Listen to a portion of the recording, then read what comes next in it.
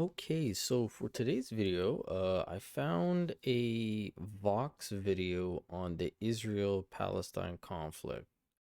A 6-year-old video, but it says it's a simple history, so maybe it's got 16 million views. I guess they did a pretty good job, maybe, of explaining it. I have no context of it.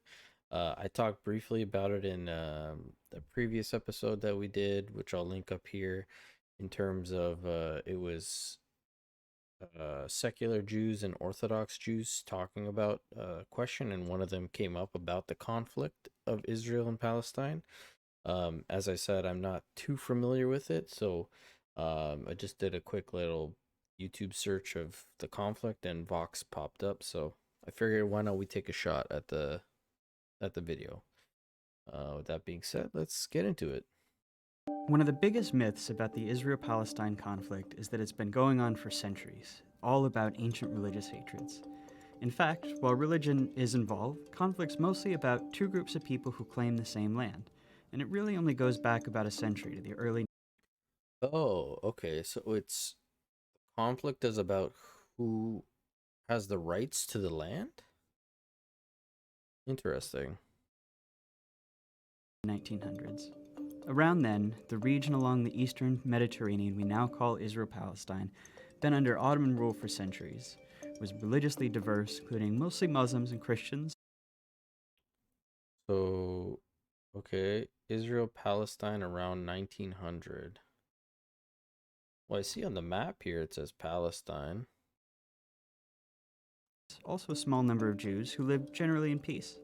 It was changing in two important ways. First, more people in the region were developing a sense of being not just ethnic Arabs, but Palestinians, a distinct national identity. At the same time, not so far away in Europe, more Jews were joining a movement called Zionism, which said that Judaism was not just a religion, but a nationality, one that deserved a nation. So this is 1897 to 1947. Now in the Did You Believe video, the rabbi did mention that 1947 and then 1948 something happened. Of its own. And after centuries of persecution, many believed a Jewish state was their only way of safety and saw their historic Jews who will have their state. Building a place in Palestine. homeland in the Middle East as their best hope for establishing it. In the first decades of the 20th century, tens of thousands of European Jews moved there.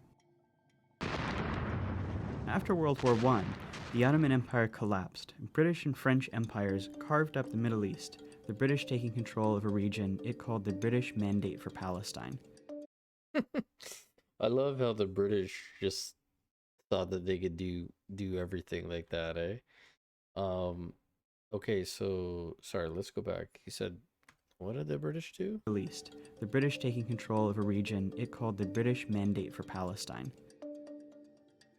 Okay. At first, the British allowed Jewish immigration, but as more Jews arrived, settling into farming communities, tension between Jews and Arabs grew. Both sides committed acts of violence, and by the 1930s, the British began limiting Jewish immigration. In response, Jewish militias formed to fight both the local Arabs and to resist British rule. Huh.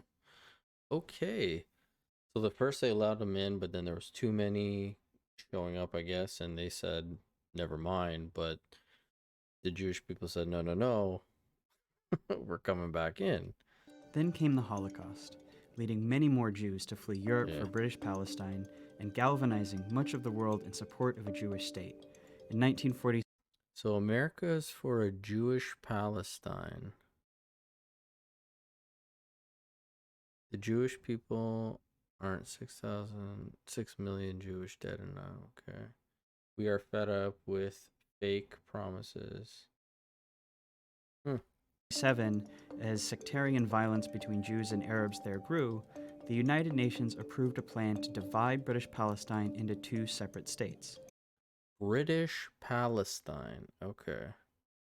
One for Jews, Israel, and one for Arabs, Palestine. So the blue section is Jewish state, which is Israel, But then the green stuff is Palestine. But that's all within that same block. It's so weird how they would separate it that way. The city of Jerusalem, where Jews, Muslims, and Christians all have holy sites, was to become a special international zone. The Hmm. plan was meant to give Jews a state, to establish Palestinian independence, and to end the sectarian violence that the British could no longer control. The Jews accepted the plan and they declared independence as Israel. But Arabs throughout the region saw the UN plan as just more European colonialism trying to steal their land. Many of the Arab states, who had just recently won independence themselves, declared war on Israel in an effort to establish a unified Arab Palestine where all of British Palestine had been. Okay. So the Arab Palestine people wanted to keep it that way. The new state of Israel won the war, but in the process, they pushed well past their borders under the UN plan, taking the western half of Jerusalem and much of the land that was to have been part of Palestine. Oh wow. Okay. Well, that was a big chunk that Israel took. And then Jerusalem is still considered like a no man's land, like a central point. They also expelled huge numbers of Palestinians from their homes, creating a massive refugee population whose descendants today number about 7 million. At the end of the war, Israel controlled all of the territory except for Gaza, which Egypt controlled, and the West Bank, named because it's west of the Jordan River, which Jordan controlled. Okay, so Gaza's part of Egypt, the Western Bank is part of Jordan. Yeah, the rabbi did mention that. How come the Egyptians and the Jordanians didn't take the Palestinians in? Okay. This was the beginning of the decades-long Arab-Israeli conflict. During this period, many Jews in Arab-majority countries fled or were expelled, arriving in Israel. Then something happened that transformed the conflict. In 1967, Israel and the neighboring Arab states fought another war.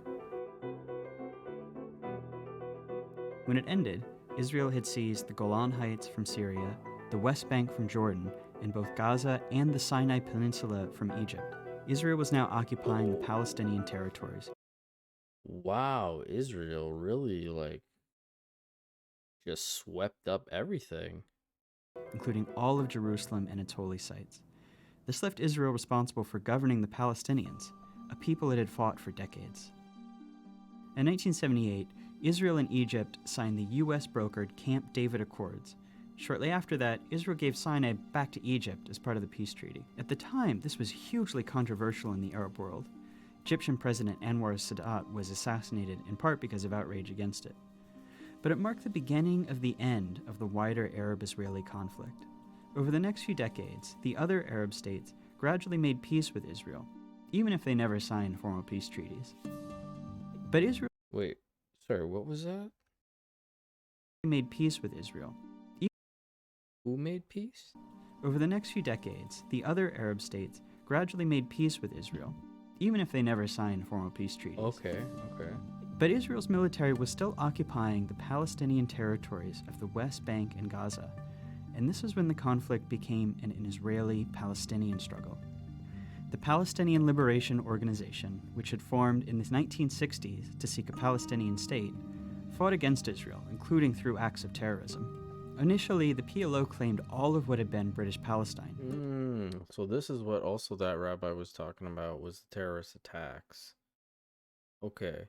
So even though they had a kind of treaty, even though there was no written treaty, the Israeli troops were still occupying those areas that were, I guess, more Palestinian areas. So the Palestinian people created an army to go against that, like rebel groups, I guess, and they started causing terror attacks. Meaning it wanted to end the state of Israel entirely. Fighting between Israel and the PLO went on for years, even including a 1982 Israeli invasion of Lebanon to kick the group out of Beirut. The stillness of the ceasefire in southern Lebanon was shattered today by the sound of guns, bombs, and planes. The PLO later said it would accept dividing the land between Israel and Palestine, but the conflict continued. As all of this was happening, something dramatic was changing in the Israel-occupied Palestinian territories. Israelis were moving in. These people are called settlers, and they made their homes in the West Bank and Gaza, whether Palestinians wanted them or not. Some moved for religious reasons, some because they want to claim the land for Israel, some just because the housing is cheap, often subsidized by the Israeli government. Some settlements are cities with thousands of people, others are small communities deep into the West Bank. So these Palestinian people owned these spots, and the Israeli people started to come in and take them? Always felt a deep yearning for Jerusalem. Now is a once-in-a-lifetime opportunity, not only to stand within its gates, but also to build the home of your dreams there. The settlers are followed by soldiers to guard them, and the growing settlements force Palestinians off of their land and divide communities. Short term, they make the occupation much more painful for Palestinians. Long term, by dividing up Palestinian land, they make it much more difficult for the Palestinians to ever have an independent state. Oh, wow. Okay, so I guess that's what Jess, the secular Jewish man, was talking about, them coming in and taking their settlements and stuff like that. And then I guess maybe this is where they create that highway afterwards. Today, there are several 100,000 settlers in occupied territory, even though the international community considers them illegal. By the late 1980s, Palestinian frustration exploded into the intifada, which is the Arabic word for uprising. So the first intifada was 1987 to 1993. Okay. It began with mostly protests and boycotts. The fact that it says first intifada, I'm going to assume there was more than one. It soon became violent. Israel responded with heavy force. A couple hundred Israelis, over 1,000 Palestinians died in the first intifada. Around the same time, a group of Palestinians in Gaza, who considered the PLO too secular, too compromise-minded, created Hamas, a violent extremist group dedicated to Israel's destruction. By the early 1990s, it's clear that Israelis and Palestinians have to make peace. Holy smokes. It's too much violence going on, guys. Holy smokes. The leaders from both sides signed the Oslo Accords. This is meant to be the big first step toward Israel maybe someday withdrawing from the Palestinian territories and allowing an independent Palestine. The Oslo Accords established the Palestinian Authority, allowing Palestinians a little bit of freedom to govern themselves in certain areas. Hardliners on both sides opposed the Oslo Accords. Members of Hamas launched suicide bombings to try to sabotage the process. Unnecessary violence, guys. Can't we all just agree and come? It sounded like they were working on it in 1993. It sounded like they were kind of going in the right direction. The Israeli right protests peace talks with ralliers calling Prime Minister Yitzhak Rabin a traitor and a Nazi. Not long after Rabin signs the second round of Oslo Accords, a far-right Israeli shoots him to death in Tel Aviv. This violence showed how extremists on both sides can use violence to derail peace, keep a permanent conflict going as they seek the other side's total destruction. That's a dynamic that's been around ever since.